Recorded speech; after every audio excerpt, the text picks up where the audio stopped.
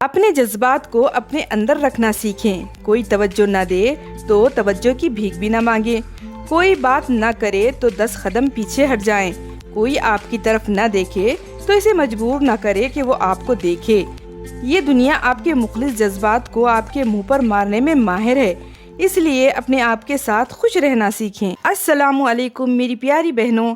اللہ پاک مجھے اور آپ کو ہر وہ سعادت مند گھڑی نصیب فرمائے جس میں اللہ پاک مومنوں کی دعاؤں کو قبول فرماتے ہیں. تو صبح کا وقت ہے. الحمدللہ میں نماز، اذکار، تسبیح کے بعد فارغ ہو گئی اور اپنے بچوں کے ٹفن کی تیاری میں لگ جاتی ہوں. میں چاہتی تھی کہ اس کا ویڈیو بناؤں کہ میں آج کیا دے رہی ہوں اپنے بچے کو ٹفن میں، مگر وہ نہیں ہو سکا. انشاءاللہ پھر کبھی بتاؤں گی. اور صبح میں بچے بڑے نخرے کرتے ہیں نا ناشتے کے لیے کہ ہم یہ نہیں کھائیں گے، وہ نہیں کھائیں گے، تو میں ان کو ایک انڈا بوائل کر کے دے دیتی ہوں اور کبھی بادام کا شیک بناتی ہوں. اور وہ بادام کا شیک والی ریسیپی بھی میں آپ کو ضرور بتاؤں گی انشاءاللہ. اب بچے جب اسکول چلے گئے تو میں شروع کرنے لگی اپنے ہمیشہ کے پکوان کی تیاری، جس میں تھی آج دال اور تھا یہ کندرو کی سبزی. تو یہ ہے نا، ہمارے والد صاحب بہت لایا کرتے تھے یہ سبزی جب ہم چھوٹے تھے، اور امی اسے بہت اچھا بناتی تھیں.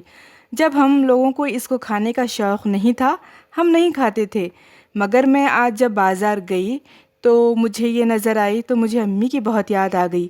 تو میں اسے فوراً لے کر گھر آئی کہ تاکہ میں اس کو بناؤں جیسا امی بناتے تھے اور اپنے والد صاحب کو دوں. تو یہ 2 طریقے سے بنتی ہے سبزی، ایک سوکھی اور ایک گریوی والی، مگر میں اس کو امی کے طریقے سے آج بنا رہی ہوں. انشاءاللہ جب دوسری بار لاؤں گی تو گریوی والی بھی بتاؤں گی. جب تو ہم نہیں کھاتے تھے یہ، مگر جب یہ بنائی تو بہت اچھی لگی. اب یہ سبزی کو آپ دیکھ کر بآسانی بنا سکتی ہیں. اسٹیپ بائی اسٹیپ دیکھتے جائیے اور بالکل اسی طریقے سے بنائیے. انشاءاللہ یہ بہت اچھی بنے گی، اور اگر آپ کو پسند آئی تو مجھے ضرور بتائیے گا. دیکھیے اس میں جانے والے انگریڈینٹس تو سارے وہی کچھ ہوتے ہیں جو ہم روز مرہ کے پکوان میں استعمال کرتے ہیں.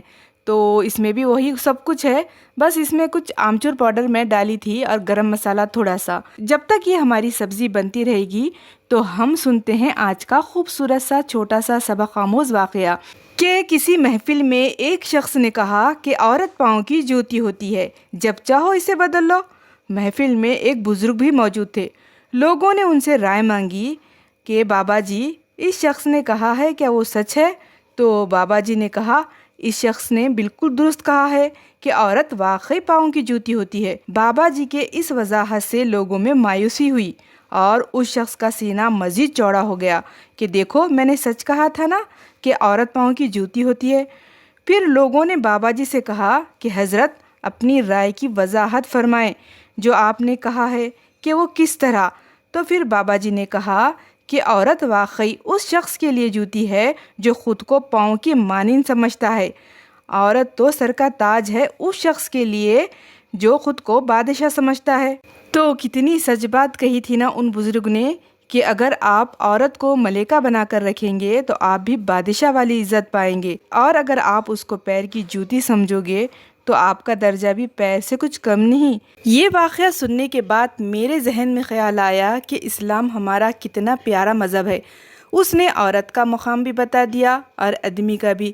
عورت کا مرد کی زندگی میں، مرد کا عورت کی زندگی میں، بچوں کا، بوڑھوں کا، بڑوں کا، سب کا، اور سب کا ایک اپنا مقام ہے. سب کو عزت دینے کا حکم دیا گیا ہے. اللہ پاک کا ہم بہت بہت شکر ادا کرتے ہیں کہ اس نے ہمیں مومن بنایا اور مسلمان گھر میں پیدا کیا. پھر ملتے ہیں ایک نئے اور خوبصورت واقعے کے ساتھ. اللہ حافظ.